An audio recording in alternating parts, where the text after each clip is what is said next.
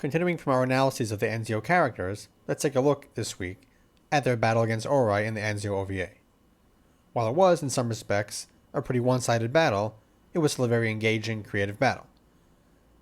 As with our other battle analyses, our first video here will take a look at it from a storytelling perspective, and next time, we'll do the more technical and tactical analysis. Just for a bit of housekeeping before we get started. Due to my current work schedule, I'm going to, for a while at least, plan on one video like this every other week, and try to do a simpler to edit video and or stream on the off weeks. So stay tuned to community posts for more details there. No official sponsor this week, but this video is brought to you by my own light novel series, Light into Another World. Volume 10 released earlier this month. So, if you enjoy that genre, or just fun fantasy adventure stories, go check it out. The first volume in the series is currently on sale for just 99 cents until the 29th, so it's a great time to jump in. Now, onto the video. As always, spoiler warning for anyone who hasn't reached that point in the show yet. That taken care of, let's get to it. The Anzio battle is very interesting from a story perspective, since it was released as part of the OVA after Season 1 completed. So we already knew that Oarai would not only win this battle, but the next ones against Pravda and Koromorimine.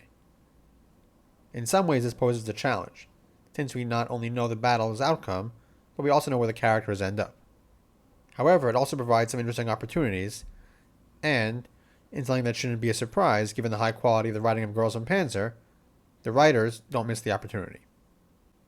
One rather uncommon opportunity this OVA was presented, therefore, was the chance to somewhat retroactively foreshadow stuff that comes later, and add a bit more depth to some characters and events.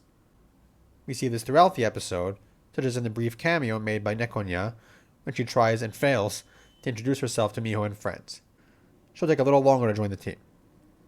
However, as we've seen in the other battles in Girls Und Panzer, they pull double duty of being exciting, fun action set pieces, while also furthering character and story elements. First off, let's start with the most obvious story element of this battle, the friendly rivalry between Caesar and Carpaccio. From earlier in the OVA, we've learned about their connection, and just before the battle, they finally meet up in person. And while it's clear they're still very close friends, they didn't forget that they're still on opposing teams, so no sharing of info. And since their friendship is a subplot of the OVA, they get spotlighted somewhat in the battle. And also in typical Girls Und Panzer fashion, it's done in a fairly subtle way. There's no stereotypical moment where Caesar or Carpaccio pokes her head up and challenges the other to a duel or anything like that. In fact, there's really no verbal communication between them at all.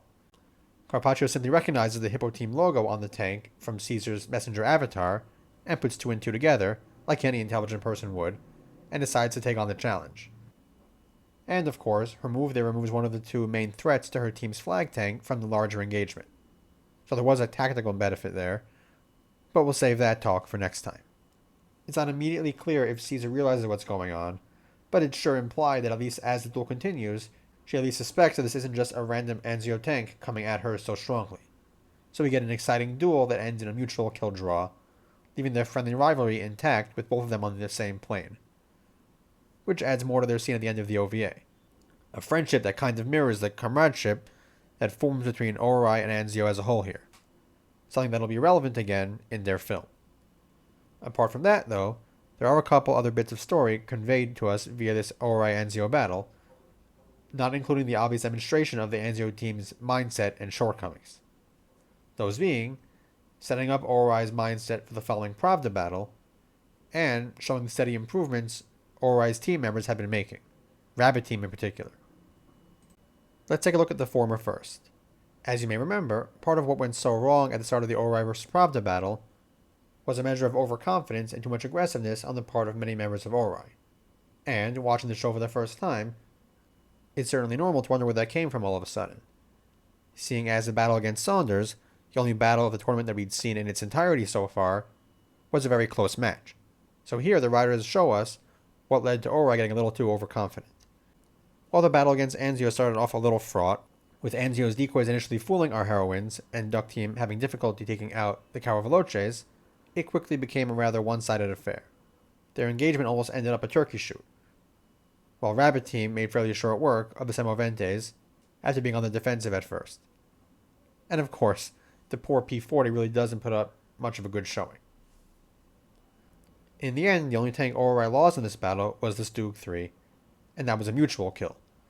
and I think they actually fully team-wiped Anzio, or at least came very close to that. So it's quite understandable that Oarai's confidence would be through the roof after this, especially seeing as they, and we, were very briefly tricked into thinking that Anzio was actually a threat. So, still riding this high into the Pravda battle, it therefore becomes much more understandable that they'd feel invincible, and confident that they could just face the enemy head-on and win. We just won 2 matches in a row and the second one was easier effect. It's also possible some of Anzio's energetic spirit rubbed off on them too. And as we of course see in the Pravda battle, this was a very poor decision, and worse, one which played right into the hand of Pravda's preferred strategy, and nearly led to complete disaster. The other major piece of storytelling here is a continued demonstration of Oarai's improvement as a team, and as I mentioned above, Rabbit Team in particular.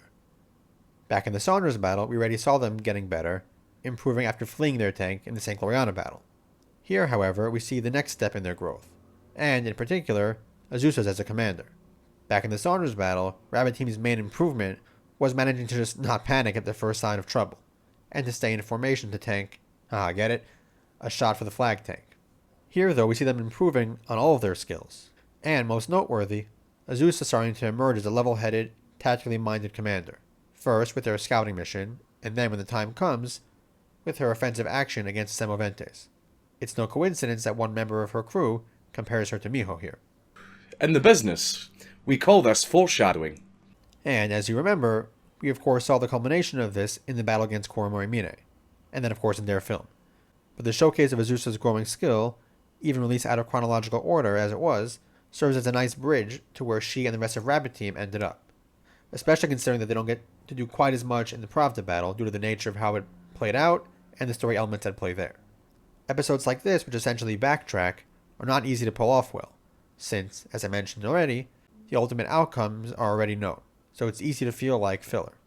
But the entire Anzio OVA manages to be much more than that, as it gives characters who haven't gotten a ton of screen time yet a bit more of the spotlight, and uses a battle whose result we already knew to both thoroughly entertain and show us a bit more of the journey some of our characters took to get to where we know they all end up. The battle is particularly important there, and the place where most series will just lean into the action and not try to do much more. But Girls Und Panzer is just built different. And next Girls Und Panzer video, we'll take a close look at the technical and tactical aspects of this very fun, fast-paced battle. If you enjoyed this video and would like to support me in what I do here, my books and light novels are all available on Amazon.